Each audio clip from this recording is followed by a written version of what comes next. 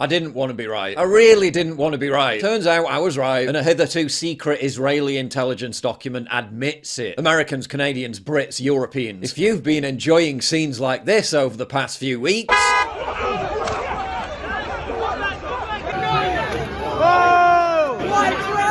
well, get ready for a whole lot more. A leaked document penned by the Israeli Ministry of Intelligence reveals all. Their preferred option, according to this document, is the full, forcible and permanent transfer of the Gaza Strip's 2.2 million Palestinian residents. Initially to Egypt's Sinai Peninsula, and then to guess where? Countries in Europe, and especially the Mediterranean, Greece, Spain, which will be mandated to absorb and settle this vast quantity of people, along with Canada, which will also carry out the absorption of the population of Gaza and its settlement within the framework of the permissive immigration policy. The document lays out how an aggressive public relations campaign will be ramped up in the Western world to promote the transfer plan. One which does not incite or vilify Israel, but which calls on the West to step up and take the refugees as a humanitarian necessity to prevent mass civilian deaths in Gaza. There it is in black and white. Western Europe, Canada, and eventually the United States will once again, despite the unmitigated disaster when it occurred last time, be expected to take in millions of Middle Eastern refugees. What could possibly go wrong?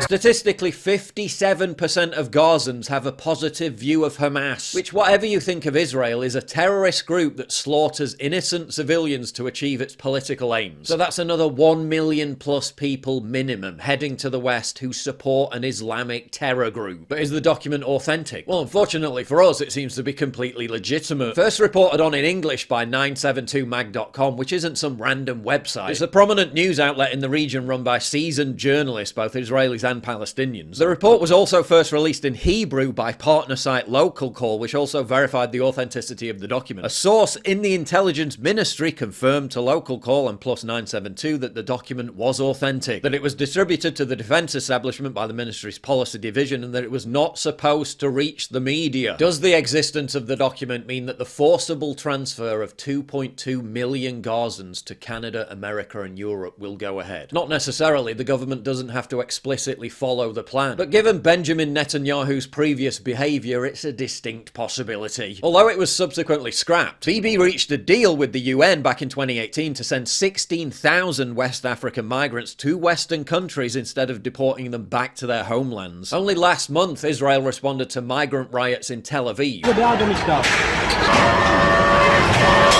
by vowing to deport all African migrants, every single one. Are they all heading our way too? We're just gonna lie back and take it as Israel dumps its problems on us once again. Exports its ethnic blood feuds to our streets. Streets that are already boiling over with rage and resentment as a direct result of the vast quantities of migrants from that region that we've already imported. Cold turkey may be great on sandwiches, but there's a better way to break your bad habits. I'm not talking about some woo-woo hypnosis technique. I'm talking about something way more practical. I'm talking about our video sponsor, Fume. They look at the problem in a different way. Instead of methods that only temporarily limit the bad habit and don't work in the long term, why not just remove the bad from your habit? Fume turns it into a habit you're free to enjoy and makes replacing your bad habit easy peasy. Your Fume comes with an adjustable airflow dial and is designed with movable parts and magnets for fidgeting. Ooh, yeah, that fidget. Giving your fingers a lot to do, which is helpful for de-stressing and anxiety while breaking your bad habit. Instead of electronics and vapor, Fume uses flavored air. Instead of using harmful chemicals, Fume uses all natural delicious flavors. Even more exciting is Fume's new flavored cores. Orange vanilla, sweet and citrusy with a touch of classic vanilla. Raspberry lemon, full-bodied lemonade with a hint of berries. And last but not least, sparkling grapefruit. Fresh and cooling fruity grapefruit. It feels fresh, it tastes way more flavorful than you'd expect. Then there's also the satisfying feel of the thing. Fully weighted, perfectly balanced and really fun to fidget with. Stopping is something we all put off because it is hard, but switching to Fume is easy, enjoyable and even fun. Fume has served over 150,000 customers and has thousands of success stories, and there's no reason that can't be you. Join Fume in accelerating humanity's breakup from destructive habits by getting your hands on the Journey Pack today. Head to tryfume.com/PJW or scan the QR code and use code PJW to get 10% off your Journey Pack today. It's right down there in the description. description. That's tryfum.com and use code PJW to get an additional 10% off your order. Now, back to the video. Turning back to the document in more detail, it recommends that Israel act to evacuate the civilian population to Sinai during the war, establish tent cities and later more permanent cities in the northern Sinai that will absorb the expelled population, and then create a sterile zone of several kilometers within Egypt and prevent the return of the population to activities residences near the border with Israel. At the same time, governments around the world led by the United States must be mobilized to implement the move. It also emphasizes how the Biden administration, which has not so far overtly said that Palestinian refugees will be settled in the US, will be a key player in overseeing this massive population transfer to the West. The document also says that the United States should be enlisted in the process to exert pressure on Egypt to absorb the Palestinian residents of Gaza, and that other European countries, particularly Greece and Spain as well as Canada, should help absorb and settle the Palestinian refugees. The Ministry of Intelligence said the document was not yet formally distributed to US officials, but only to the Israeli government and security agencies. It also makes clear that the Palestinians will not be allowed to return. Don't forget, both Jordan and Egypt have made it very clear that they'll refuse to take in any Palestinian refugees for any length of time other than on a very temporary basis, before they're quickly dispatched to Western Europe, Canada and the United States.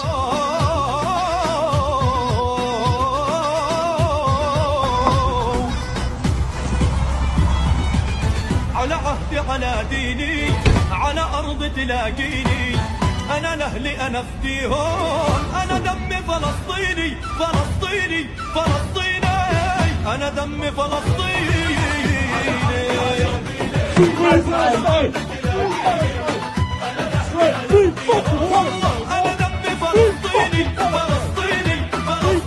This is what a senior Egyptian government official recently told a European counterpart. You want us to take 1 million people? Well, I'm going to send them to Europe. You care about human rights so much? Well, you take them. Yeah, no thanks. Some vehement pro-Israelis on the American right have insisted that the US should take in Palestinian refugees, finding common cause with far-left lawmakers like AOC. To absorb what could be over 1 million, if not more, refugees from Gaza.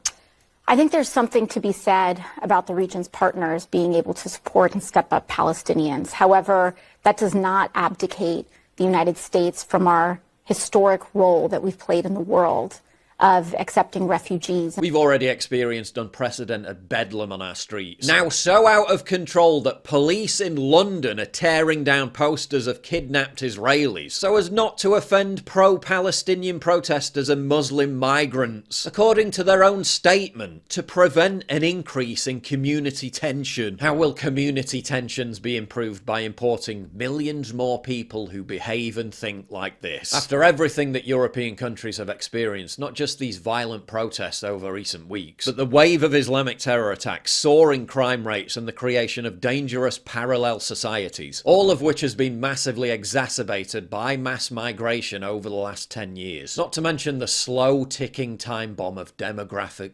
modification. I'm sorry, but no thanks. I don't care what Israel wants. We don't want any more of them.